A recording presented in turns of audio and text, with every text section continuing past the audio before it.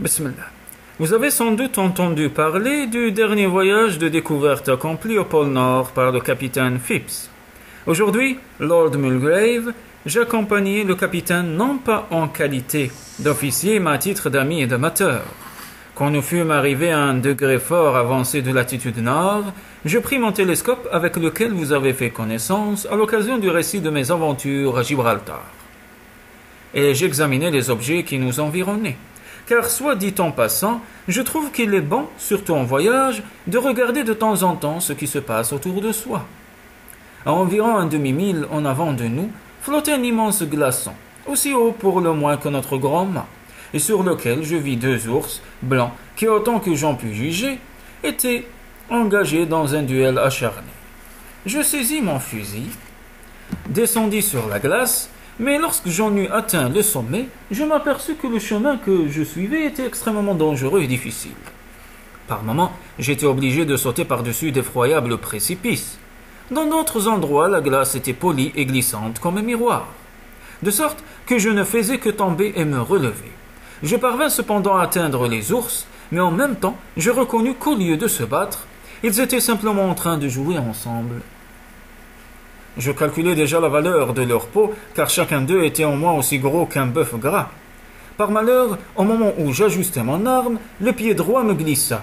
Je tombai en arrière et perdis par la violence de la chute connaissance pour plus d'un quart d'heure.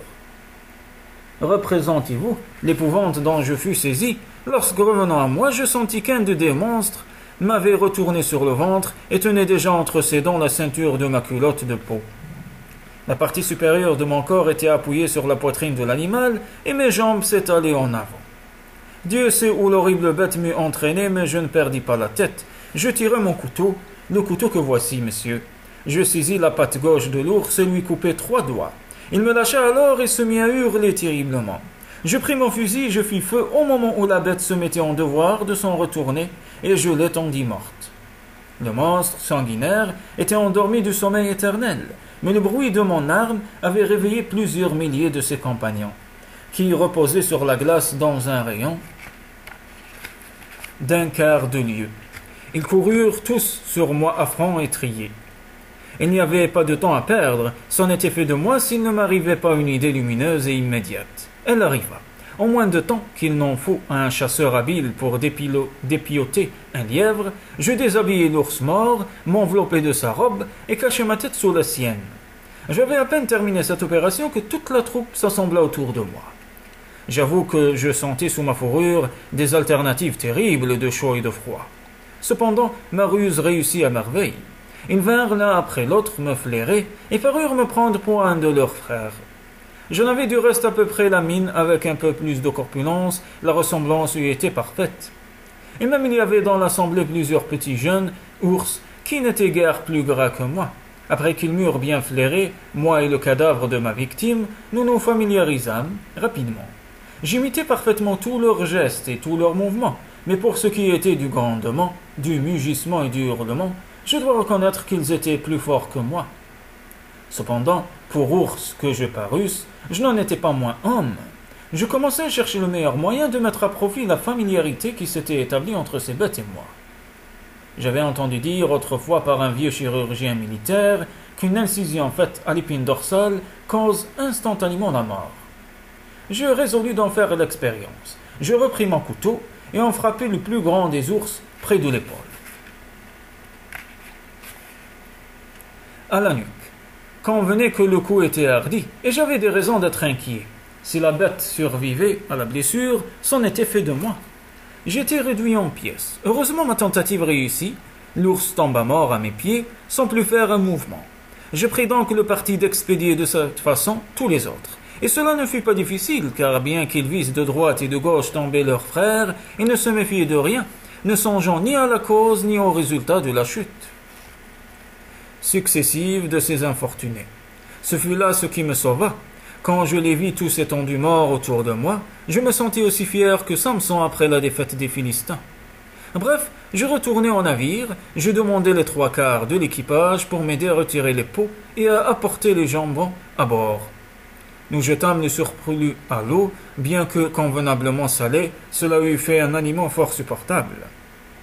Dès que nous fûmes de retour, j'envoyai au nom du capitaine quelques jambons au lord de l'Amirauté, au lord de l'Échiquier, au lord maire et aux aldermen de Londres, au club de commerce et distribuai le surplus entre mes amis. Je reçus de tous côtés les remerciements les plus chaleureux. La cité me rendit mon amabilité en m'invitant au dîner annuel qui se célèbre lors de la nomination du lord maire. J'envoyai les peaux d'ours à l'impératrice de Russie pour servir de pelisse d'hiver à sa majesté et à sa cour. Elle m'en remercia par une lettre, autographe, que m'apporta un ambassadeur extraordinaire et où elle me priait de venir partager sa couronne avec elle.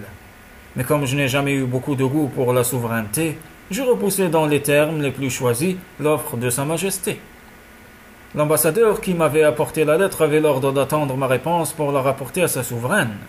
Une seconde lettre que quelque temps après je reçus de l'impératrice me convainquit de l'élévation de son esprit et de la violence de sa passion. Sa dernière maladie qui la surprit au moment où, pauvre et tendre femme, elle s'entretenait avec le comte Dolgorouki, ne doit être attribuée qu'à ma cruauté envers elle. Je ne sais pas quel effet je produis aux femmes, mais je dois dire que l'impératrice de Russie n'est pas la seule de son sexe qui, du haut de son trône, m'ait offert sa main. On a répandu le bruit que le capitaine Phipps n'était pas allé aussi loin vers le nord qu'il l'aurait pu. Il est de mon devoir de le défendre sur ce point. Notre bâtiment était en bon chemin d'atteindre le pôle lorsque je le chargeai d'une telle quantité de peaux d'ours et de jambon que c'eût été folie d'essayer d'aller plus loin. Nous n'eussions pas pu naviguer contre le plus léger vent contraire, et moins encore contre les glaçons qui encombrent la mer à cette latitude. Le capitaine a depuis déclaré bien souvent combien il regrettait de ne pas avoir pris part à cette glorieuse journée, qu'il avait emphatiquement surnommée la journée des peaux d'ours. Il jalouse ma gloire et cherche par tous les moyens à la déprécier. Nous nous sommes souvent querellés à ce sujet, et aujourd'hui encore nous ne sommes pas dans de très bons termes. Il prétend par exemple qu'il n'y a pas grand mérite à avoir trempé les ours en m'affublant de la peau d'un des leurs, et que lui serait allé sans masque au milieu d'eux et ne s'en serait pas moins fait passer pour un ours.